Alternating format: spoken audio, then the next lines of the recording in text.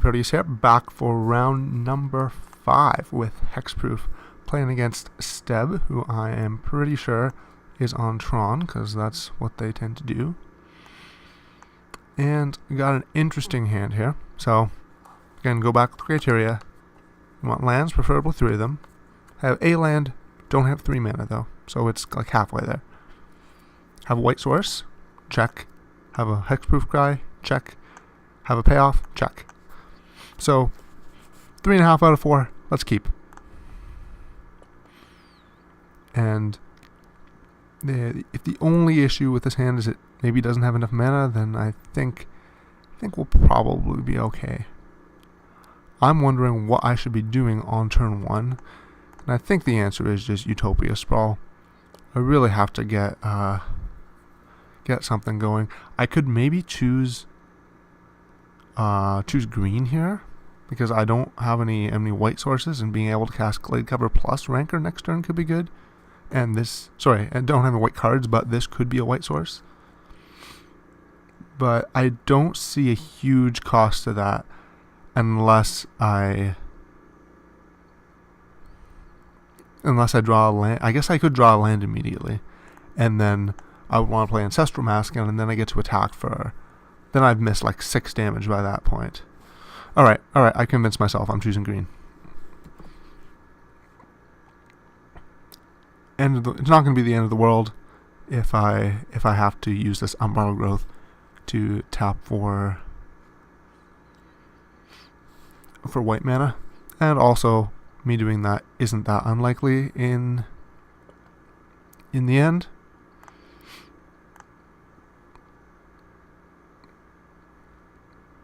And that's because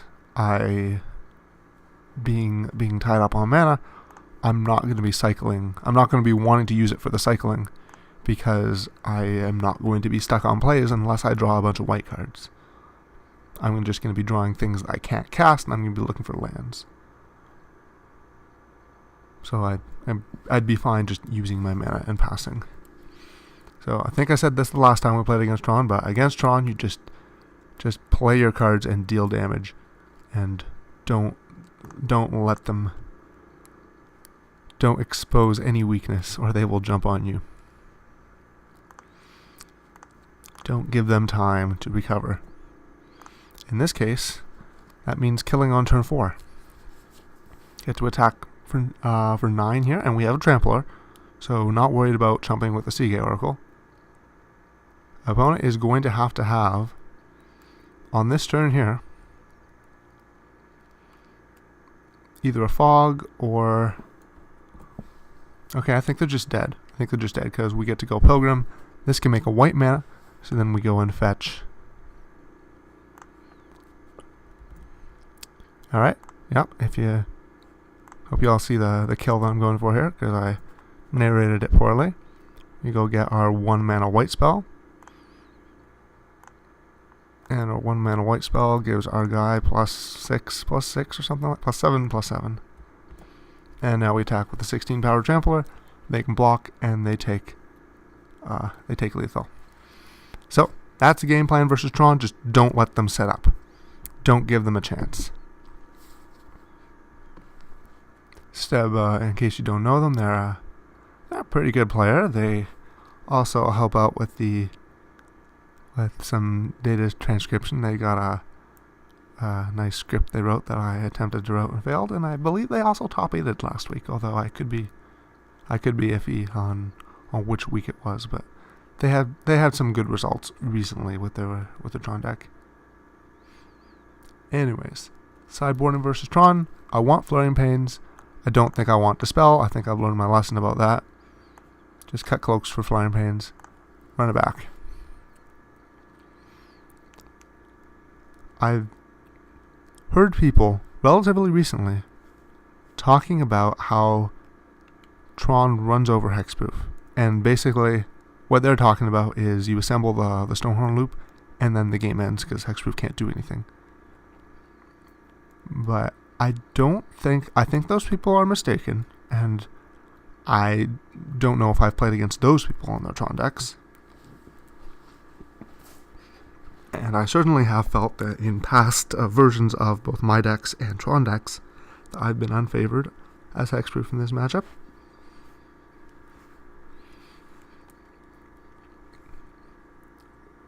But I think those people, my guess is they're underestimating how fast hexproof is. That it can regularly do that. Kill turn 4 through a blocker. Anyways, Mulligan phase. Let's go through the things we're looking for again. We're looking for mana, preferably 3. This is 5 mana, that's a little excessive. We're looking for a white source, check. Looking for a creature, fail. Looking for a payoff, fail. So this hand has like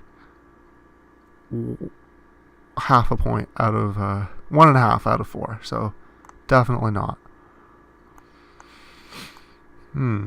Okay. This is a hand that's gonna require some thinking here. So mana, we got 1 land. Don't have enough to cast auto spells, so that's gonna be an issue. We do have a creature, so that's good. We don't have a white source, and we have a white card in our hand. But we do have a payoff. So I think I'm going to keep this hand, but I think this hand is really close. I think I can just... The reason I'm keeping it so quickly is not because I'm really confident. It's more because I know I can sit back and I can talk about the 6 cards in my hand for 5 minutes, but I don't think you or I are really learning anything about it. I think I don't know whether or not it's correct, and I need to pick one. I'm not going to learn more by thinking about it, but I think it is a hard decision. And so I hope to draw some lands. Like, I would like to draw... I should have narrated what I wanted to draw there. I would like to draw, like, Utopia Sprawls and Abundant Growth. And hopefully no counter magic. Should I play around counter magic? I don't think my opponent has counter magic. Maybe they do.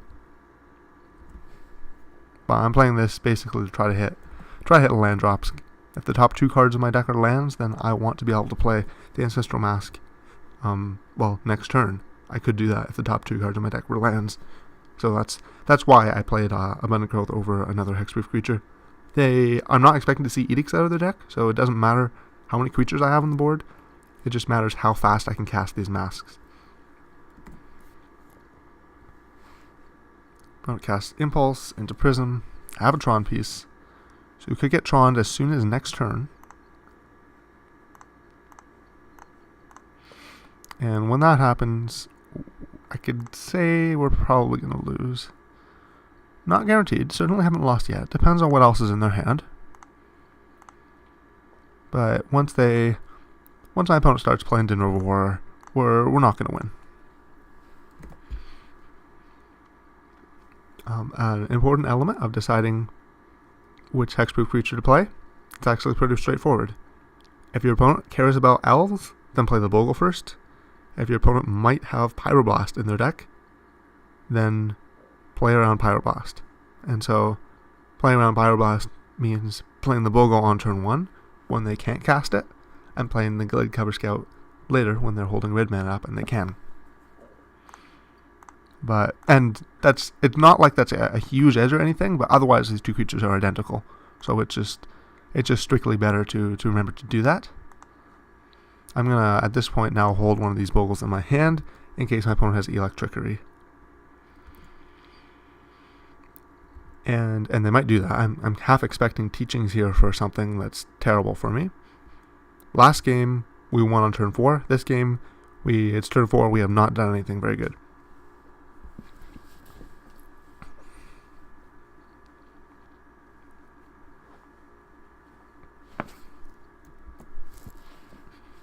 Opponent went Impulse. I think they probably just found the Teachings with the Impulse because of the way they tapped.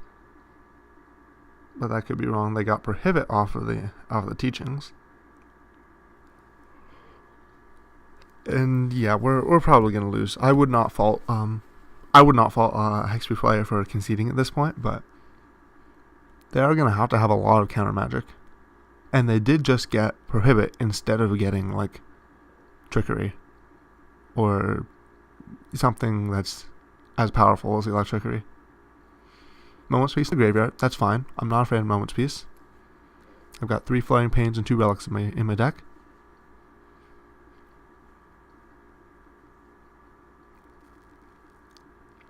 let's play it out here. I feel like I'm just counting down the seconds until they draw the Nervahor though.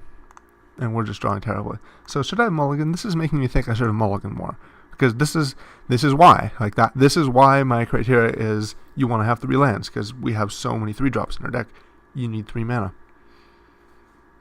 But on the other hand, going to 5, am I really expecting to get something better when I go to 5? I certainly wouldn't keep that if that were a 7-card hand. As a 6-card hand, I'm like, I've got most of the things I need. If the top 2 cards in my deck are forest, I win the game.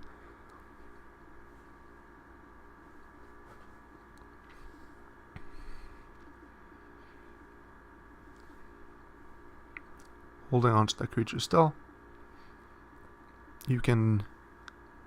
I would not fault you either, viewers, for fast forwarding. I'm playing it out to make sure y'all don't miss anything.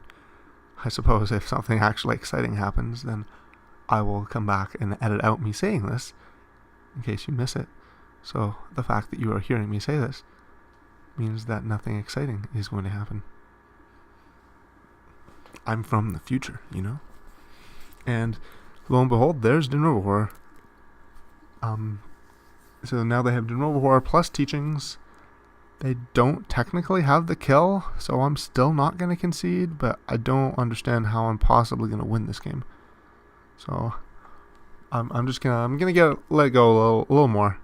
They can flicker it and do it once, but doing it once isn't that scary. They need a mnemonic wall, and they can't just have a mnemonic wall appear in their hand via teachings. That's not free.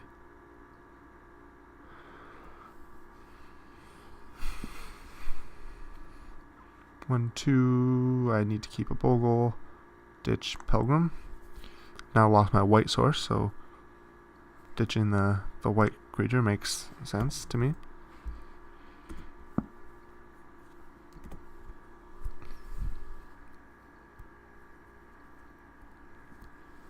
And we'll wait for my opponent to figure out how to kill me. But they have teachings, they have access to all the instants in their deck. I'm sure they can do it. I just want to see. It does benefit to me to see what they are tutoring for.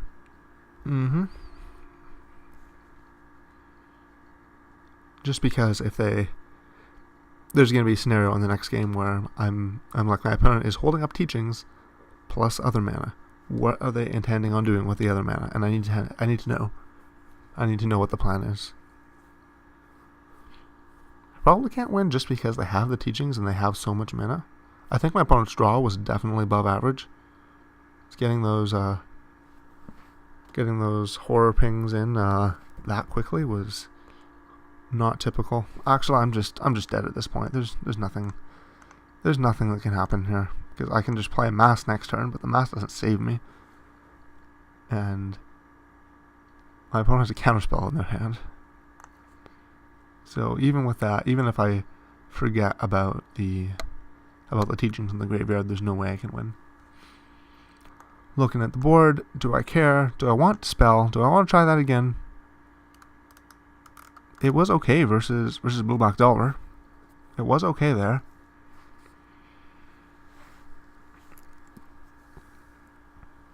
Being able to counter the first or even the second teachings, being able to counter Prohibit could be really good. The upside is definitely there. But the downside of just not having the nut draw because you have a Dispel in it is pretty big. So I'm not going to do it, but I'm thinking about it. The reason I'm thinking about this so much is because I've never actually had Dispel on my sideboard before. So I've never had to make this decision.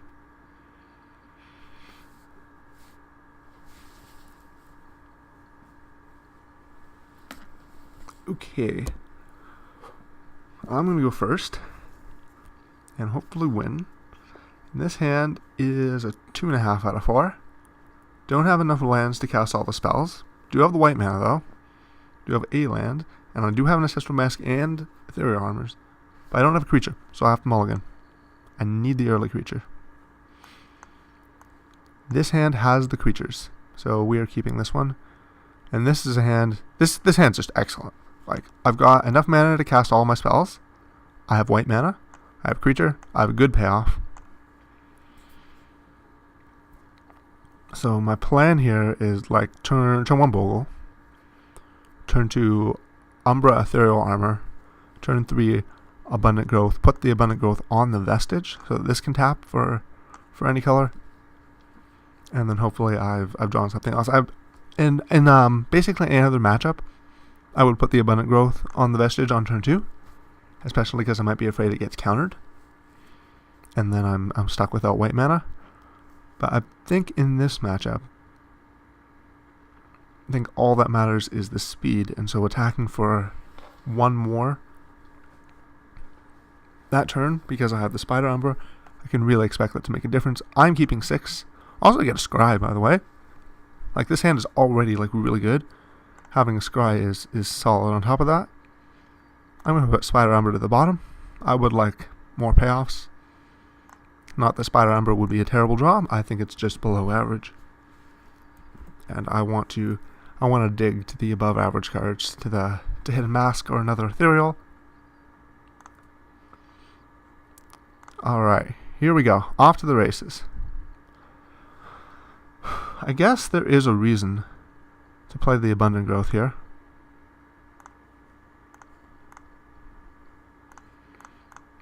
Which is that I could draw into land plus Mask.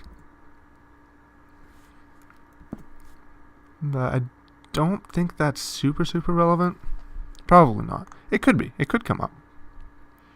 Opponent can't cast anything. They can cast Condescend for 0. I guess they can cast a Null.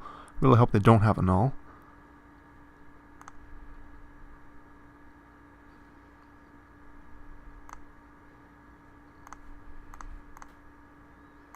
Okay, looks to me like I played my cards in the right order. Gonna attack for 10. Okay, doesn't have trample. That could be an issue. And since I can, I might as well play around Edict. Opponent is going to have to play either Fog or a Chump Blocker on this turn, or they lose. Opponent has a Chump Blocker, and I need to draw Rancor or Armadillo Cloak. I drew Flaring Pain. That is going to be good. That's absolutely going to be good, because I can cast it.